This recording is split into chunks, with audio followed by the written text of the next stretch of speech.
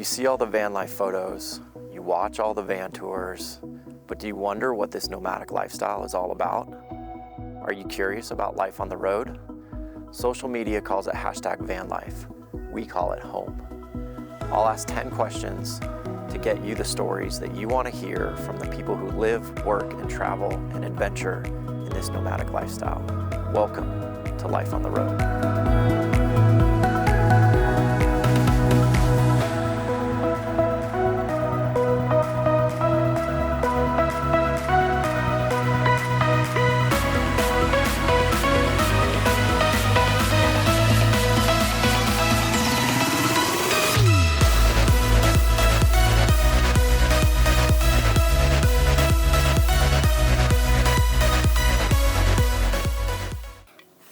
Yes. Amazing. I'm ready. Let's do this. Welcome to another episode of Life on the Road. We're asked 10 questions to get you the stories that you want to hear about his life on the road. Welcome, man. Good to be here. I'm so happy we are doing this. Yes, I'm stoked. It's been a minute. We've been talking about it for a long time. I'm glad that the universe aligned and got us into the same location on the same day as we're traveling different locations, 2 different destinations, both of us, and we had 4 hours. And this window, literally, perfect window opened up. And everybody left. We got it all to ourselves. Yeah, and we're just gonna make this happen. Yeah, so we are in sunny Arizona, which is amazing. Back in some warm weather after some months of skiing, and I know you were filming in the Midwest in the snow. So it's cold and gray. Yeah, we're happy to be back in the sunshine right now. So, as we always start the show, please tell us who you are, where you're from, and how long you've been on the road. Cool. So my name is Matthew Alexander. Do you want me to look at the camera or you look at you? can shamelessly promote yourself too along any of this. You can look at that one, me. Doesn't matter. Doesn't matter. Okay. Yeah, whatever you want to do. What's your main camera? This one? That one's A. Cool. Yeah. All right, so my name is Matt Alexander, I'm going by Matthew, so I'm going to do this. My name is Matthew Alexander, and I am originally born and raised in Orlando, Florida, but I have been full-time nomadic for the past 5.5 years, so home is where you park it. Exactly. I truly believe that, and home is where the heart is. And then what was the last question? No, those are it. Oh, that was it? Yeah, your name, you can plug your Instagram right now if you want. Where can people find you on Instagram? People can find me at enjoythejourney.today, but I also would love to get people to come join us at Good Vibe Collective, which is the nomadic community that we're building. Yeah, and we're going to talk a lot about the Good Vibe Collective. If you've watched any of the show's episode, I believe it was 2, with Chris Ives, his brother half of the Good Vibe Collective, and eventually we are going to do a show with both of you when we can get you 2 in the same spot. You better block off 8 hours. I know, trust me. That one's going to be a long episode, no doubt in my mind. But yeah, I after having talked with Chris, obviously been to many of your events, I couldn't wait to sit down and have a conversation with you. So yeah, I'm excited to learn about your life on the road. Question 1 is, what was the beginning moment, cause, or inspiration to live your life on the road? So I took off on a one-way backpacking trip in 2017. Okay. And started the No Plan plan, which I was lucky enough to have some amazing friends come and sit me down before my trip and say, no, you dumb, ignorant American, you can't do Europe in 6 weeks. Yeah. You need to go as long as you can, and you need to just take advantage of the time window to really explore. And so I took off on what ended up being a 90-day journey through 18 countries. Amazing. Wow. Didn't plan anything more than 2 days in advance. Okay.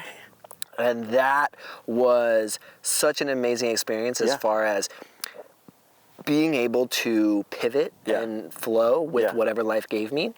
It's awesome. That was a big life lesson for me because traveling that way as a solo, you meet people, you get all these cool experiences where they're like, come join us for our dinner with our family, come see the best places that I've known of, that I've lived here my whole life kind of thing. Like, there's no better way than having a local come take you under their wing. Yeah. And that's why I highly suggest everyone solo travels at least once in their life. And then solo travel with no planned agenda. Exactly. Like with nothing planned, you just literally land in a destination and you go. So like, did you start in Europe and then get to like Southeast Asia? Like where is that kind of the route? Or I started in Dublin, Ireland. Okay. You don't have to go through all 19 or Sure. you say, but Totally. 14. I started in Dublin, Ireland with my father. Okay. I convinced him to come with me for my first 2 weeks, which was really cool. That's pretty sweet. Gave us the opportunity to be at the Guinness storehouse for Father's Day. Oh, hell yeah. And share, to share perfect Guinness. pints together. Yeah. It was a cool Father's Day. I've drank on top of that roof, that upstairs. view, that platform. Yeah, it's pretty amazing. Yeah, so he had always wanted to do Ireland, and I was like, let's go do that. And we ended up traveling together through Amsterdam, the Netherlands, Belgium, and France. Okay. And then from there, I took off on up the rest of Europe, and Awesome. it was basically mostly Europe. Okay, I ended mostly up Europe. in. I circled all the way back to Berlin, was one of my favorite cities, Yeah. and flew out of there because I wanted more time there. Cool. But what that experience taught me and really motivated me to come back with was living life that way was my goal. I didn't want to nostalgically talk about this the rest of my life like everyone else does about Like, their Europe trip. I did a backpacking trip through Europe. I did a backpacking trip through Europe, and I got these amazing experiences, and I dream about that and talk about that the rest of my life. Yeah. I didn't want that to be my life. I said, this is a way to live. Yeah. This ability to randomly run into people that aren't in your traditional circles, right? The same brewery, the same coffee shop, the same restaurant. That is our bubble, unfortunately, and at least if you live to standard life. And so I was like, oh my goodness, this is such a great opportunity for me to take the lessons I learned from that experience, to take the experience I had of meeting random people and connecting and not being so tied to, I got to get here by this date. I had like 3 dates. I had a wedding in Sweden and like a boat we were sailing off. A couple dates that I had to go to, and I hated that. It ruined a lot of other plans. You're like, this is messing up my my freelance. Totally messed up my pivots, and I'd meet people and I'd be like, I gotta go. You know, so I really loved that feeling of not having everything so dialed in and planned, and being able to flow with the wind as it took you. Okay, what year was this? 2017. 2017. Okay, so you come back from Europe, you have this like epiphany that's like, this is how I want to live. What got you into the rig? So the van life, and we'll talk specifically about all the rigs and different rigs, or if that is the case. I want to talk more about like what got you into the concept of nomadic travel in a vehicle. Sure. So when I got back from the Europe trip, I wanted to figure out how to make this a full-time thing. And I saw a post that my girlfriend at the time showed me of a friend of hers that was van lifing. Okay. And so I saw that, oh my goodness, this couple is traveling in a van. They're cutting their overhead down to next to nothing. They're able to go see all these amazing places. And what I noticed from backpacking was I was spending a lot of money on my lodging and my food. And I said, wait, if I could have a van, I could have my lodging taken care of, and I could cook my own food, so I could buy groceries. And then what's really expensive about traveling? It's not. So that was the epiphany. That was the, oh shit, I can do this. This is very possible. Yes, this is very possible. Not only is it possible, it is a perfect fit to travel, see different places, run into new people, but also be able to run my business. So I had started my video production company right when I got back from Europe. I had quit my job and went overseas. I had just finished 5 years in 2 different corporate companies. So I was doing the corporate business side in engineering, project engineering, and sales. And I said, I'm done. I'm out. And so I started a video production business saying, you know what, I'm just going to try this and see if it works. And I did it for a little while in Florida, where I'm from, and then said, you know what, I can do this anywhere. I got the confidence up, and I started learning about van life, and I said, okay, let's do this. My girlfriend at the time had also wanted to do it, and so we ended up picking up a van in 2014 was when I backpacked. Excuse me. Wow. Okay. So we're going way back. 25 years old. So when did the van get picked up then? 2017. 2017 is when the van. That's the date. I messed up on. Yeah, and again, like that's pretty early in van life. I mean, van life was around. People were living in rigs and vans before that, but like that's still way before it became popular for sure. Well, you look at like the OGs that were in the 50s, and 60s and 70s. They were doing it before we were. So mean, so we are by literally, no means the new. The Deadheads were the OGs of van life, like traveling with the band and traveling with the music. That was the original van life back in the day. You know? I do think, though, there is a new generation of digital nomads, people that have said, oh, I can run my business full-time from the road, and that's kind of what I was a part of, was seeing that I could get everything I wanted, still run my business, travel, find new places, run into amazing people. That was the big thing. And so when I started, people in Florida were like, you're fucking crazy. Yeah, of course. You know, they were like, you're going to what? It's also Florida. It's Florida. They were like, you're crazy. And you know how Floridians are. Exactly. Florida people are, the ones that are great are the ones that get out. Yeah, exactly. That leave the state of Florida. But no, it was just one of those things where I realized very quickly that this was the right move for me. Okay. I couldn't always articulate it to my friends and family, but I just knew I needed to get out. I knew I was going to run into people that I wouldn't have come across in standard world, or standard life. So I built the van out with a buddy of mine in Florida, took off and went to Denver, and really just started with the idea of, I'm going to stay put in one spot for 6 months, build up some business, some work, and then move. And it was that was the idea originally. But things continue to shift. They always change, and that's what this community and that's what this lifestyle is all about. Like, you know, having the concept, but the concept was there originally. The concept of fluidity and being able to move quickly, and when things change, having that flexibility to go, okay, I'm going here. I'm going with them, right? Like, we just met, whatever, and you guys have good ideas, good location, whatever, we're going, you know? And so I absolutely love that. That's a perfect segue into question 2. What has been your experience with other nomadic travelers while living your life on the road? So, I've always been someone that loves community. So any group, whether it's high schools, you know, all the way up to where we are now, I've always found a way to be involved and create community. That's something that I've identified is a passion of mine. I love it. It fills me up. It makes me happy. And when I got on the road and left my girlfriend at the time and started traveling full-time on my own, I started going to all these gatherings. I started connecting in with the tiny house shows at first, and then the full-time nomad gatherings. And 2019 was a big year for me, and a lot of folks that I became good friends with over that summer of going between the Grand Tetons. Matt and Amanda of Van Project put an amazing gathering in the Tetons that a lot of people know about that have been around that long.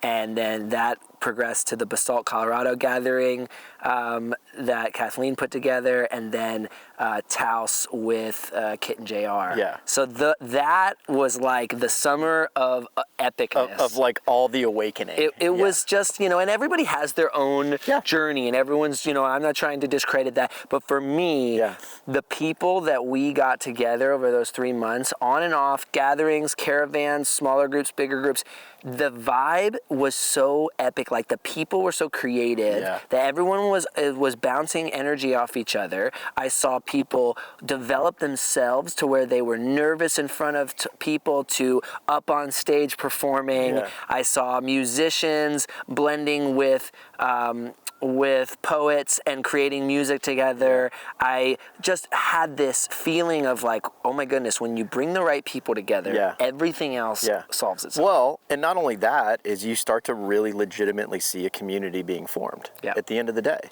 And I know, and again, I'm gonna kind of segue this into, and we'll talk a lot about the Good Vibes Collective, but like, this is a good opportunity, I think, to kind of talk then about community.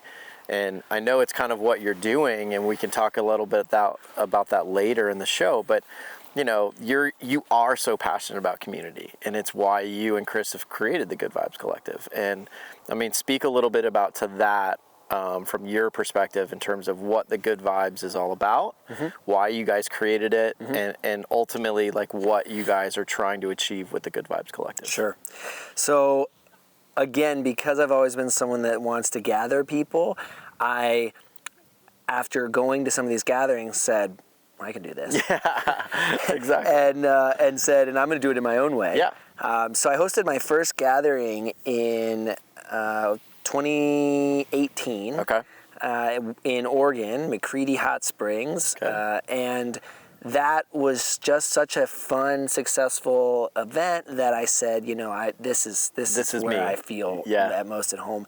And the 2019 year, I took off and went to those 3 gatherings I just mentioned, and that turned into 9 gatherings throughout the country. Amazing. Following the Van Life Diaries tour that they were doing and hosting caravans to each one. Yeah, so Chris definitely mentioned that. Did he give a spiel? He gave that. He came on during the Colorado caravan, and that's when he was like, hey, I see what you're doing and I want to help grow something be with a part you. of it. And so that was kind of, it turned from the Good Vibe Caravan, which was how it started, into the Good Vibe Collective, because we wanted people to feel like they're always a part of the community. Not I'm on the caravan or I'm off. It's no, you're always on. You're always on. You know, that was my idea. You can come whenever. But Chris actually was the person that brought up the word collective, because it really culminates that, we're a collective, we're a community, we're a group. Yeah, exactly. And honestly, like, my first event with Good Vibes Collective was, you know,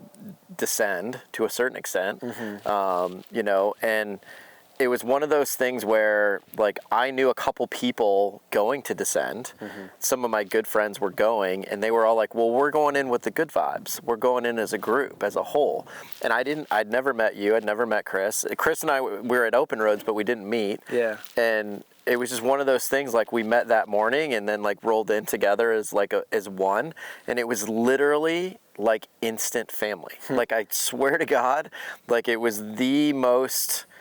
And again, Descend on Bend is an insane event, like, huge, massive event, and you guys made it feel so small and so local, and so kind of, you know, everybody just come and be a part of this. Like, it was so welcoming. Now I've been to, you know, 5 or 6 events, and the vibe is exactly the same.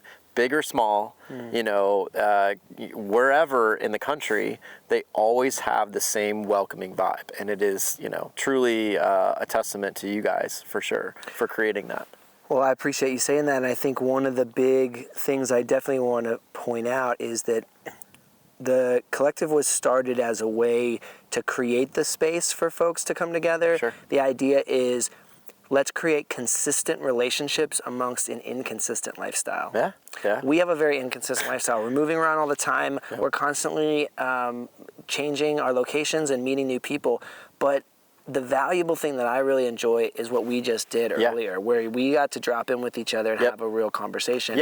And I think that having consistent relationships where you feel comfortable enough with someone to do that, 100%, that is really valuable. And so the idea was, let's create a group where we can meet up in all these different places and have those consistent relationships, where I've seen some of our good vibers, like 5, 6 different states at different gatherings, different events, which is awesome. And that really lights me up. The other side of it is, we like to put a spotlight on what's going on. So yes, we do our own gatherings, and I do want to talk about that, but what we also do is like what we did at Bend, where it's just, we're a part of something, and we want to help make it even better. Create more fun to the environment. That is a great part, and it's a great way to bring in people like yourself. But what I really love the most are our intimate gatherings. Our summer solstice gathering is really one that resonates with me. And these are more, you know, 20 to 40 rig groups that everyone gets to know each other. And for me, those are the ones that I get the best feedback from, because people say, they're like, I've been to a lot of van life gatherings. And I've never felt the kind of intimate connection that I have at one of your gatherings. 100%. I mean, for me, you know, Thanks Vanning was, you know, where we filmed Chris's episode, and it was just a fantastic event. Like, it was so small, it was so intimate. There were 20 rigs there, give or take. And everybody just spent time with one another, you know? And yes, obviously Thanksgiving is kind of that time of year when you're really thinking about friends and family and wanting to spend time with, you know, people that you care about. But again, that vibe that you guys create, or the opportunity for the vibe that you create is, you know, I think so special. And it's hard to do. And you guys do it, like, without even kind of thinking about it, which I think is really what you and Chris that's where you guys like shine. That's like you two together in the Good Vibes Collective. That's where this is different than all the other, you know, gatherings. Is like whatever it is, your guys' energy creates this space that is just so like welcoming and amazing, truly.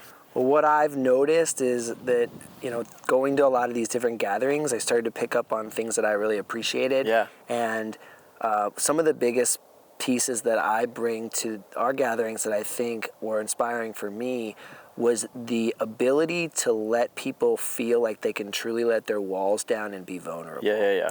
That is something that I think is missing from a lot of gatherings. They tend to be more on the social side. On the party side. Yeah. What I like to say is our gatherings are intentional gatherings. Yeah, of course. Because what we do is we like to have an opening ceremony where we set our intentions. We talk about the principles of the organization. We also let people know this is a safe space to be real. Yeah. It's not just good vibes. Yeah. There's all the vibes. Exactly. Right? You're gonna have challenging times. You're gonna be going through tough times. I don't want you to tell me your best story of how your life is. I don't want your ego to give me the best version of your story. I want you to go, Matt, I'm struggling with this. Or Matt, I'm really and again, you referenced it earlier, and I literally was coming down from Utah. You were coming from, I don't know if you came from Ohio. Where'd you come from? Just recently? So to come San here. Diego. San Diego. Okay, so we met here, and you know, I needed to have a conversation with somebody. I needed a good friend, and I knew you were this individual that I needed to talk to. And we sat this morning for like 2 hours and had this wonderful conversation. And again, like,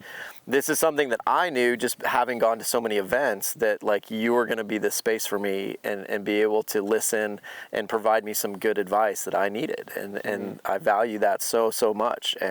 But again, the overarching thing is like, you guys created this vibe, and I felt so comfortable knowing that like I'm a part of this community, and like I could easily reach out to you and be like, hey, you know, I need your help, and like, you know, let's have a conversation. And it was awesome. I love that. So I appreciate it. That makes me happy.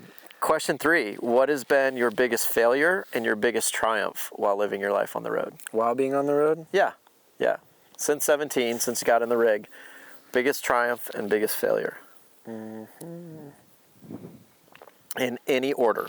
I gotta think about this.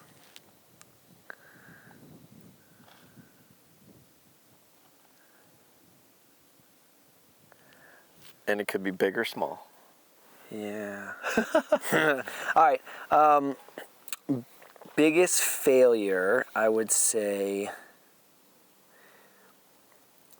I don't even know if it's a failure, though. It's so funny you say that, because everybody on this show starts that sentence exactly the same way. Yeah, because it's life a failure, teaches and then they go, it's not really a failure. It's so true, though, it's the best, yeah. It's life's lessons that you learn from the challenging parts. Of course. So maybe I can reference it as but I want you to speak to it. For sure. The bigger challenges that I came up against were, one, building my van out financially with my partner, and then having to split that up when we split up. Okay. That was a challenge. That's a great one. Honestly, it's not been talked about on this show, where like you buy a rig with another, you know, a significant other, and then things end.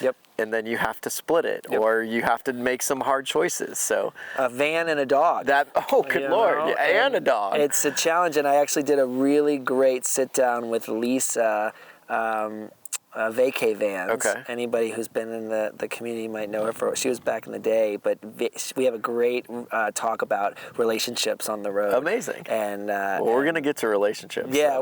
So you know, having the breakup.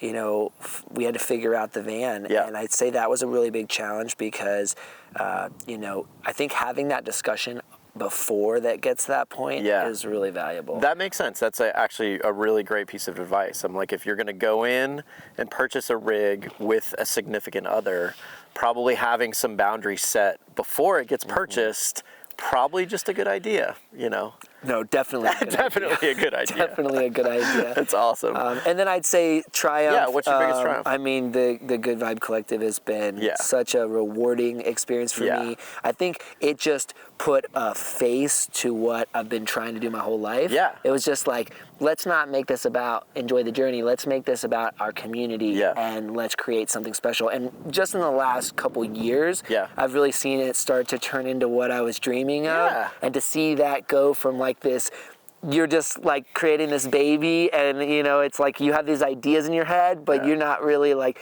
no one's even seen what your ideas, and then now for someone else to tell you the reasons why they love the org, and that for that to be the reasons why you started, I was like, that makes me feel so happy. And rewarded. It's so fun because honestly, like, I've only been full-time for 8 months, and you know, very early on in my van life, I became a part of the Good Vibe Collective. And so now it's something I seek out, you know, I seek you and Chris out. I seek others that have been to, you know, Rich and Heather and some of the OGs that have been into all of them and, you know, have known you guys for a long time. And it's one of those things where, like, again, you slowly build this community, and Good Vibes Collective is truly just a small community, a part of this much larger, you know, van life nomadic community, and it's really been fun to be a part of. It's really been fun to kind of see and meet others, you know, amongst it as well. So yeah, truly amazing. Well, you are a good viber, 100%. I love it. it. The cool thing about the org is that it's allowing folks and empowering folks to do their own things. We've had groups that have come to our events over the years, and now they're hosting their own gatherings. And we wanted that. Yeah, that's of what course. Chris and I are like, yes. Yeah, you know, exactly. Adventure Bike Mike and Flamingo Stage and Van Life Pride has been doing John a bunch and of Carly. events. John and Carly Woodstock on Wheels. Like, we've had so many folks create their own events. We're at a place where Cactus Jams just happened. So it is cool, and any little tiny piece that we might have helped contribute makes me super happy. No, it's super rad. Question 4, did you start your life as a single person, and what is it like living on the road as a single person? I know you're not single, but I'm pretty sure you started your life van life? Yeah, well, you started van life. No, not as a single person. You started as a couple. As a couple. In a relationship. Okay, so you started as a couple. Started in a relationship going into van life. Okay. 6 months in, we split. Okay. Then... Let me, like, before you go further, did you split because of issues on the road? Did she just not want to be a part of it? Did she just want to leave van life? It wasn't for her? Or was it truly relational and you just needed to go your separate ways? Great question. So I think the main, and obviously there's many contributing factors, Sure. I'm just going to give my perspective, because I'm sure she has a different story. But what's valuable... Yeah, okay. Hi, guys. Hello. Hi. What I think was the big push for us was she hadn't figured out how to make the finances on the road work out. She was working from a location in the restaurant industry, and so she needed to be at a spot. Point. And so what that did was it created a necessity for me to stay at that spot. Right. Whereas with film work, I was picking up film. We were in Denver, but I was picking up work in Houston, for instance. So I had a portfolio to shoot in Houston for a week. Well, I needed to take my van with me. Well, that takes her house and her car. So how does she get to work? How does she live? So she had to go stay with other people, and it was a hassle, and lean on her coworkers. And so that created tension. So I think that, combined with my struggle to get work in that one city, made it hurt the relationship. It created a strife. And so I think, you know, obviously there's other factors going into it, but that was kind of the big one. It makes perfect sense. And we honestly talk about relationships, and we'll get to your current relationship, which I think is wonderful, but like, what really good quality relationships on the road look like, you know? And it is that understanding of, well, I mean, I think we talk about it with other friends in the community, and the ideal situation is probably 2 rigs and your separate spaces. Not for everybody, but not for everybody. Me, I think so. I think so for me as well. Like, I think it's going to be that way, you know, at some point in my life. Like, you know, I just think that is the ideal setup, you know. You know, there's no ideal setup for everyone. When it comes to my experience living both with someone in one rig and now dating someone with their own rig, I really appreciate the ability to keep your independence with 2 rigs, and the ability to not have to always consider someone else in all the plans. Like, it's challenging enough to run your own life, do your personal work, grow your business, see your friends, spend time with family, and to do that with another person when you have one car, one house, that's a challenge. Yeah. It really is. Well, and let's lean back on our conversation this morning. Sure. Talk about working on yourself before any opportunities for being in a quality relationship can really happen, So if, it'd be really hard, with two people in one space, if, things in your own world were not, really great, that's challenging enough in its own right, so having the ability to really have your own space, your own identity, your own things going on, I think it, benefits the relationship, probably far more than it does weigh it down. Well, I think one of the things to think about is your life and your partner's life are not necessarily always in sync. Always aligned. Yeah. Yes. And so my partner Tega is in another city right now working, and I'm out here working, and so we need that ability. Yeah. And I actually love it. I think it's beautiful to do this. Yep. I think the concept of going away and coming back and going away. We spend about half of our time together and half of our time apart. Yeah. And we didn't plan it specifically that way, but it ended up happening that way. Yeah. And I really, when I look back on what I was thinking in my head, oh man, it would be really nice if, it was actually just that. It was the ability for us to have our time when we can come together, but also be able to go off and do our own endeavors, get our work done. We're both very driven individuals, so I wanted that flexibility. I didn't want either of us to have to change things or shift things to not be able to do what we really wanted to do. Well, and again, you're two completely different individuals with different interests, with different likes, with different dislikes, and so at times you're going to be, I want to go do this, and she's not necessarily going to maybe want to go do that. Yep. And so having that flexibility to be you stay here, I'll see you in 2 weeks, we'll meet here, I'm going to go do this, and I think it's fantastic. So I definitely appreciate it. I think I've noticed other couples on the road going from one van to two vans, and I've talked to them about it, and I think that there's a lot of value there. Obviously, everyone's got their own situation. Yeah. And so I don't try to say that that they need to do anything. I just speak for myself. Of course. And for me, I really appreciate it. I think it's cool to do the van to van, door to door, two-bedroom apartment, cook dinner in one, sleep in the other. Exactly. I love that. Yeah. And then when we need to go off and do our own thing, I can drive to San Diego and fly out for work, and then jump into the post-schoolie and do this, and then meet back up and we can go to Baja together. Yeah, it's perfect. So that's to me is a really nice blend of this lifestyle. Even though we have small spaces, having your own personal space, no matter what it is, I think is valuable. Having your own place to come back to that's yours, that you created, is part of that human, at least for me, part of that human desire, need, foundation. Yeah, for sure. And again, you guys have just a fantastic relationship. So I imagine just over time, having that concept together with two separate rigs has just strengthened your bond and your relationship, so. And it helped us to not get lost in each other completely, because that also happens when you're head over heels in love with someone. You tend to want to do everything with them, and finding that ability to not lose sight of our own passions and our own drive is important to both of us. For sure. And as easy as it is for us to fall victim to just wanting to spend time with each other, when we have our own rigs and we have our own work, it's that nice, okay, I'm going to go do this and get my stuff done. And then we grow fonder even when we're gone too. You know, it's you can't wait to see each other again. Yeah. And it creates that excitement, and it brings that spark back. Yeah, I think it's amazing. So we'll touch on that spark with question 5 is, what is the best place or craziest place you've had sex during your life on the road? Still more crazy. It doesn't have to be crazy. It could be best. Best location.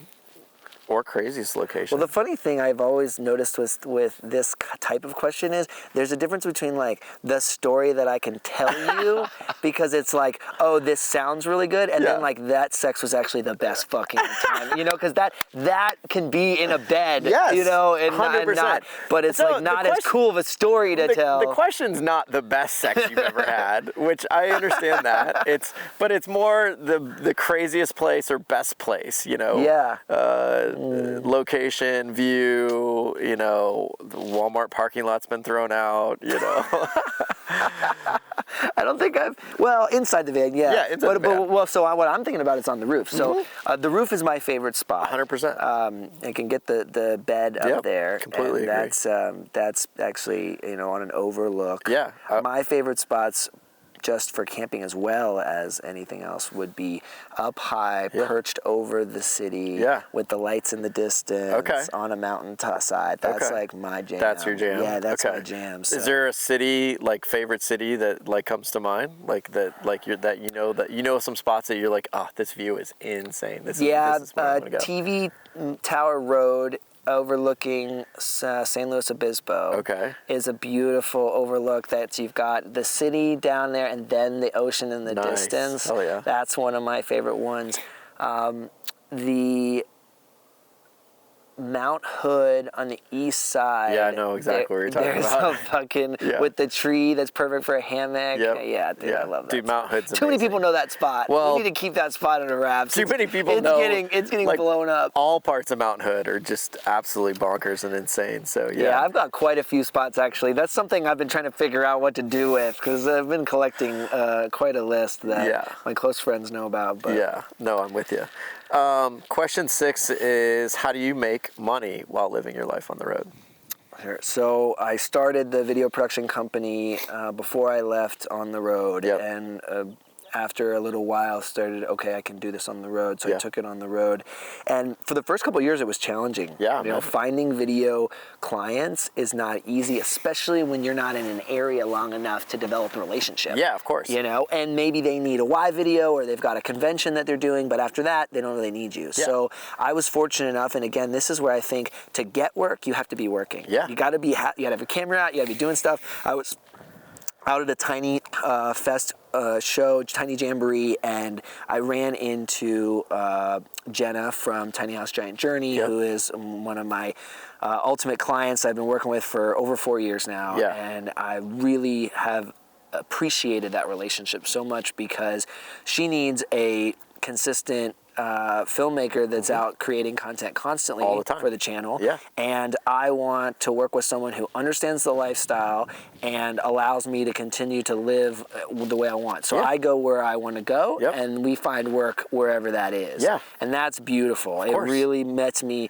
live where I can travel, but having someone that I don't have to sell myself every time to a new client. I have someone who's consistent even though I'm moving around all the time. She understands like your abilities, what you can do for her, and the quality product that you put out. There's a trust. Awesome. You know, there's a trust there, and it didn't just happen overnight. Of course. But you know, we just celebrated our 100th video together. That's so awesome. 100th mini documentary about nomadic living, alternative lifestyles, alternative houses, everything from vans and buses to earthships and potato houses. And we'll put a link to the channel down here, and there'll be a link in the show notes and Instagram and the whole 9 yards. So yeah, it's a great client though. She's really great to work with, and I was. This is my love-hate relationship with social media because she found out that I was traveling so much because she followed my story, and that's where I think you know, it is awesome to be able to stay connected, to see someone's nearby, but I also don't want to be you know, the ambassador for Instagram by any means. Well, there's a question about Instagram. Oh boy, we'll get there. We'll get there. I've got too much to say about it. Of course. Question 7 is, what is your vehicle? Who built it? And why did you choose it to experience your life on the road?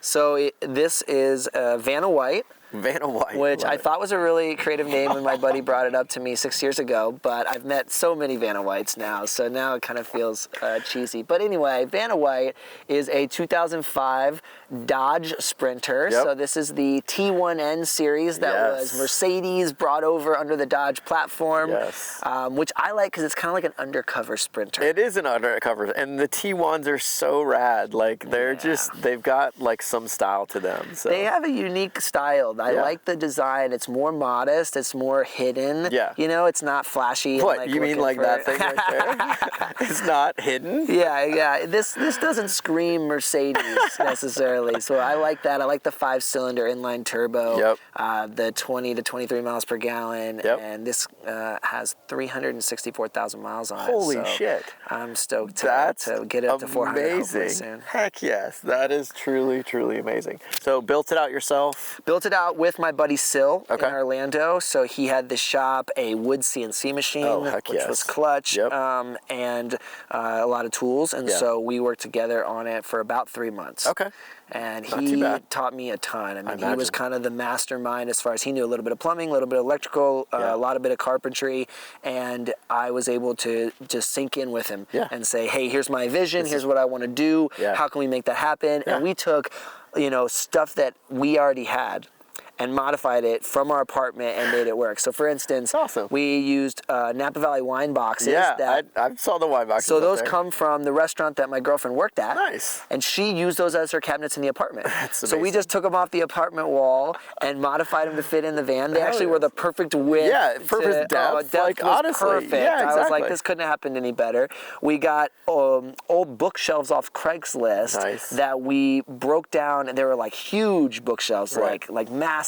And we broke them down, bought a planer, and we're able to use all that wood for the rest of it. So it's either it's upcycled from either old Florida pine, longleaf pine bookshelves, or the wine boxes.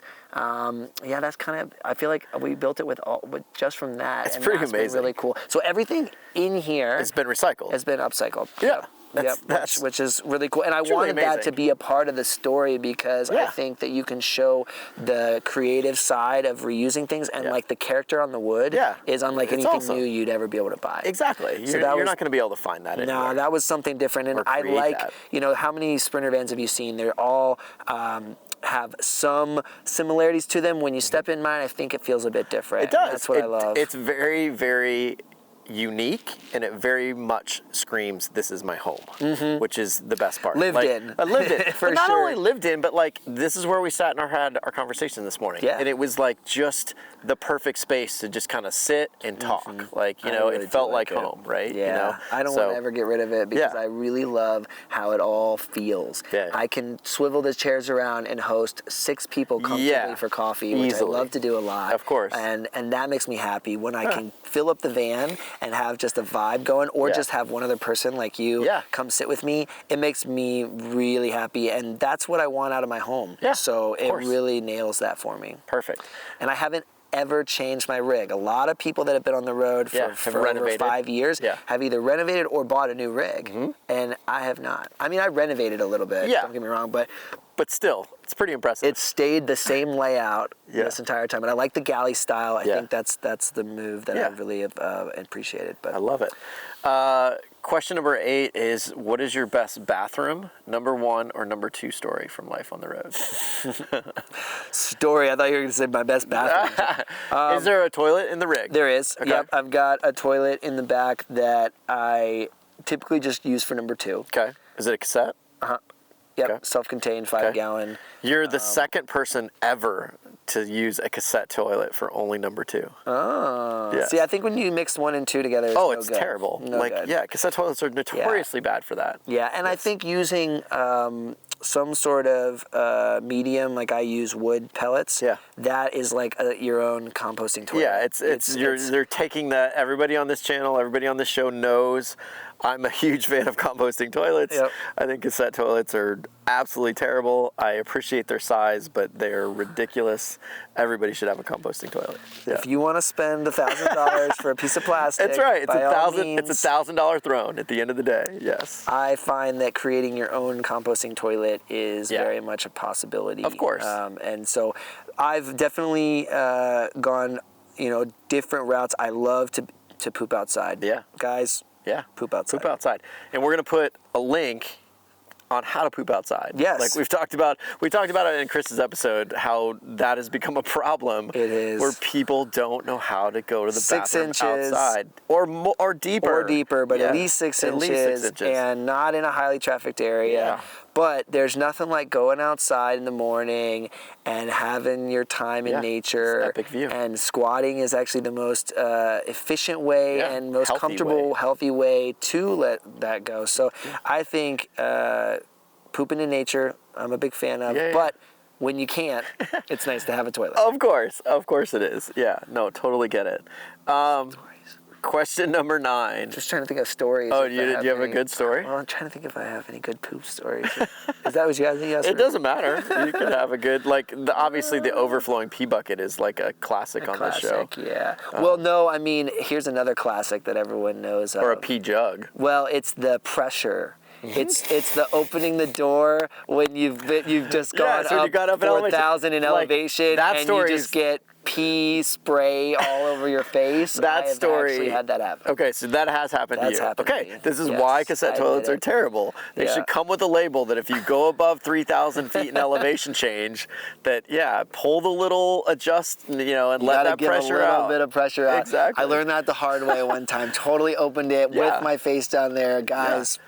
We just aired Christine's episode, and her poor boyfriend at the time. The good thing it had never been used, but they went from Denver to Estes, the summit of Estes, and literally blue caustic just all over him, the whole looked like a blue Martian at the time. So terrible. Speaking of Estes, great overlook campsite that I've got there. I'll have to send you. Yeah, there's one that overlooks the whole valley. I'd love Estes Park. It's amazing. I love that area. Question number 9 is, what is the happiest and hardest moments during your life on the road? I think for me, the hardest moments have been figuring out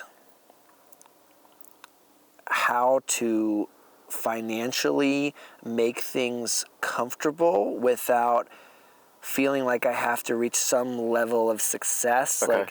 Being comfortable with what you have and learning how to live within your means has been a challenge for me, because I want to be as successful as I was with previous jobs, and it's like that balance of time and money. You either give your time away to make the money, or you give away your money to have the time. To have the time, And so it was a struggle, and it's still, I feel like I've dialed it in now. I'm lucky with this client. I really have a lot more flexibility. But early on, that was the hardest struggle for me, was just for the first 2 years, I was bleeding money and using my savings and trying to figure out, how do I make this work? And I think a lot of us can relate to that. A lot of people end up getting out of van life after 2 years because they can't figure that out. And so for me, that was the biggest struggle. And then I think the biggest happiest moments are definitely when gatherings come together.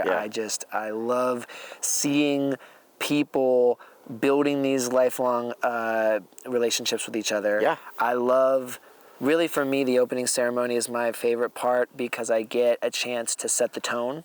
And with that tone, that reverberates through the whole gathering. For sure. And hearing the feedback that people come back to me afterwards about that really makes me happy, because I think that intention of saying some things that need to be said, making space for people to be vulnerable, realizing that I don't have to tell this perfect story, that I don't have to be out at every event, that I can go back to my van when I want and feel comfortable. All those things of just letting people realize, hey, there's more ways to do this. You don't have to feel obligated to do everything or be this person that you think we want you to be.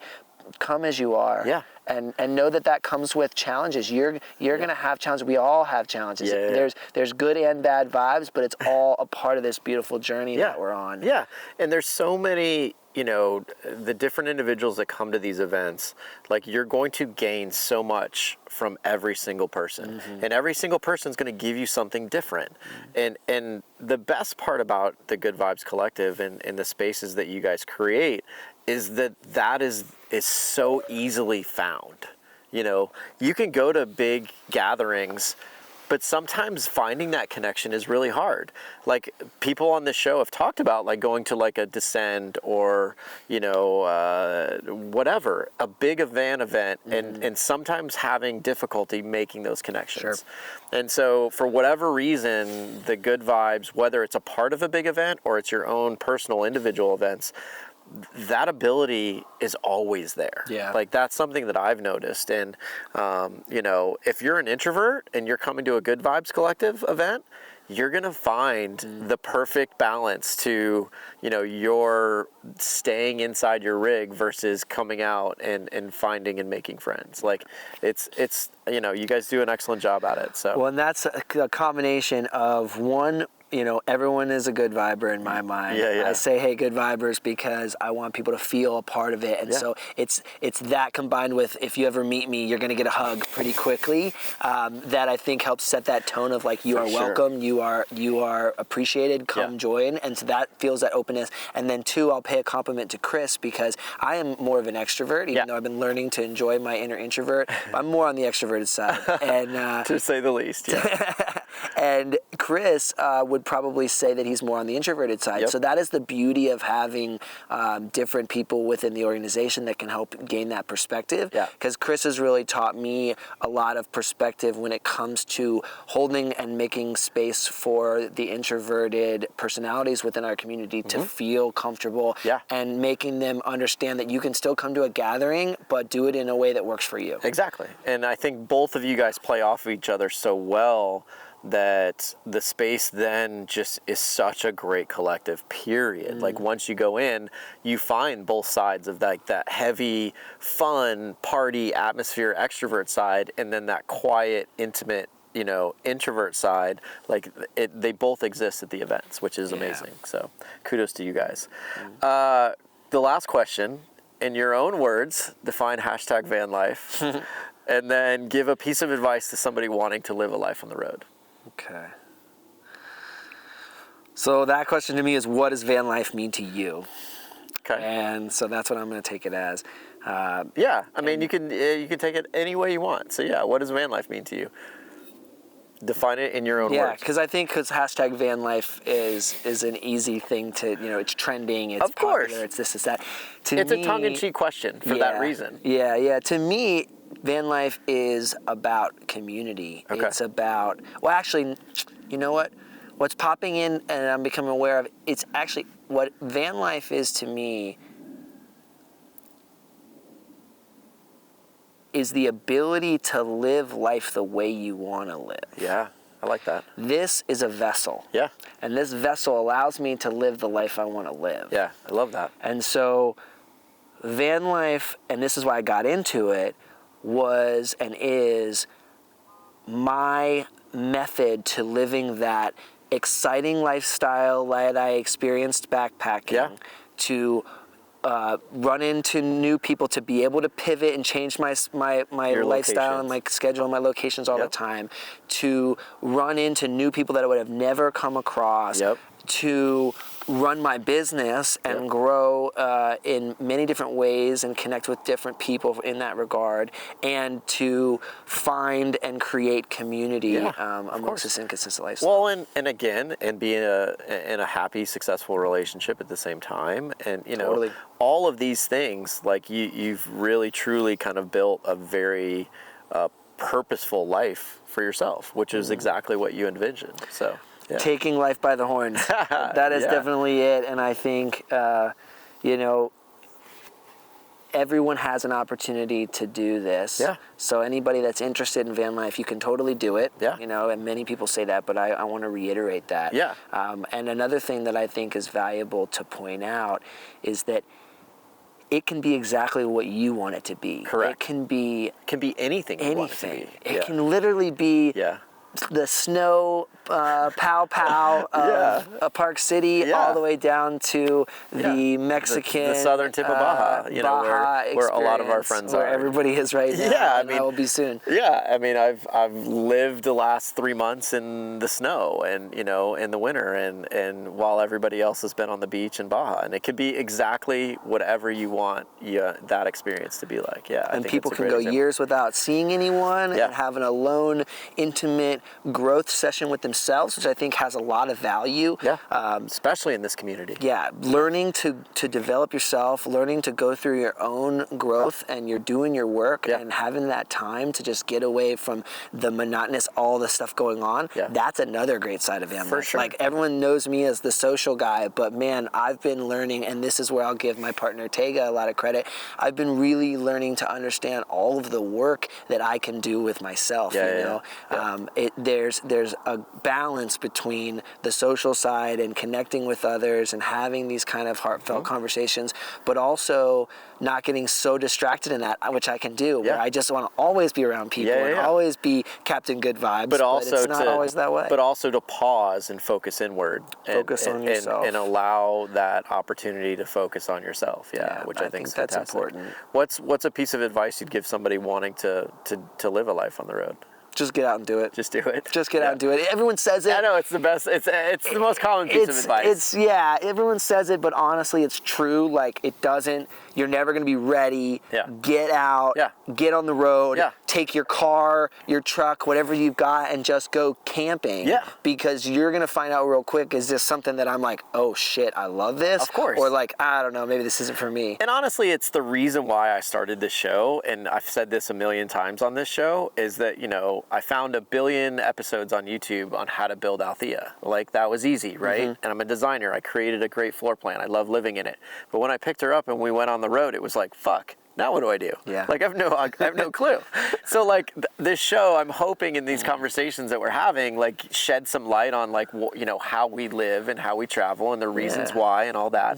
And I'm not saying we're going to answer all the questions, because we're not going to, but it's going to allow, I hope, somebody that's thinking about it to watch these episodes and go, huh, I can do that. I want to do that. Yeah. And let's go. Yeah. Like, let me figure it out. You know? Yeah, do it. Do it. Do exactly. it. Yeah. So do it and come join us in the desert. Exactly. Because there's a lot of amazing people. That's another thing. The community have blown me away. Yep. I have been fortunate to meet so many folks on the road, whether it's through work or through Good Vibe, and having the chance to connect with such passionate people. Yeah. If you can nerd out on something, I can nerd out with you. Like, dude, I love it. I'm so with you. It was one of those things that I had no concept of. Like, when I started traveling and you know, Open Roads Fest was my first festival, and the concept of this as a community as a whole, it was mind-blowing to me. Like, the way then, you know, people come together to help, or people come together to communicate, or people come together to, you know, share experiences. Like, the concept of this van community or this nomadic community is so real. That was something that I did not expect, and it's really truly kind of made me all in. It's made me, you know, never even want to consider necessarily going back to, like, living in a city. So, I know, it's like one place with one set of people where I can be out here and run into so many people. Like you're going this way, I'm going this way. We all just kind of randomly link up. And that's what's so cool, is that we're really out there doing so much. And I just love having friends that are really living their life, that are living passionately, that are following their truth, and they figured out how to make it work for them. A lot of people, and nothing against this, but a lot of people have kind of settled for what is comfortable. And I don't think that that's the case with our lifestyle. I think people have said, I see your box. I don't want to do it. I'm gonna go do life my way. Correct. And I respect that. And so that's an easy checkbox for me that bonds all of us. And then learning from all the passionate people, and, you know, having that knowledge of perspective, because everyone comes from a different socioeconomic background, a different location, a different upbringing, a different ethnicity, a different person that they love. Like, there's so many valuable things that create a diverse experience from our community that I think really help broaden your perspective and teach you, just like travel teaches you so much. This lifestyle also does that. It's the same thing. No, absolutely. brother, those are your 10 questions. Boom. I can't thank you enough for this, dude. Like, I was so looking forward to this. I'm so glad we got to do this. The sun is literally, as the sun sets, like literally sets behind us in this insane view that we have. Yeah. So again, thank you so much. You know, I look forward to spending time with you down the road for sure. And yeah, you guys, thank you so much for watching. Like and subscribe, and we'll see you on the next episode. So thank you. Enjoy your journey, my friends. Yes. But I need a hug. Come here, brother. Yes. That's awesome. I played chess up there, so it was a cool shot. Oh, I love the shot on my roof. Like, Chris was like, "Let's do it on your roof," and I'm like, "Let's do it on your roof." Catty corner to each other. We're not like perfectly across, because like he was like, "I'm gonna fucking fall off this thing." I was like, "That's the last thing I need is in the middle of the shot, you like rolling back off your butt." And there he goes. He's out. Is your mic? Is that where you're keeping your mic, or you want me to help you? No, I'll just keep it right there. You sure about that? Yeah, it's okay. not like terrible.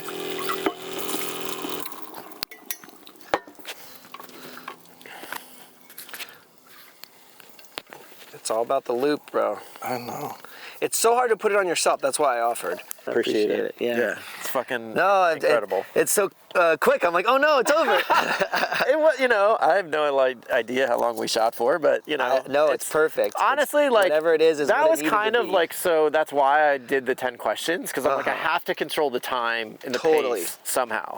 You know what I mean? Because like.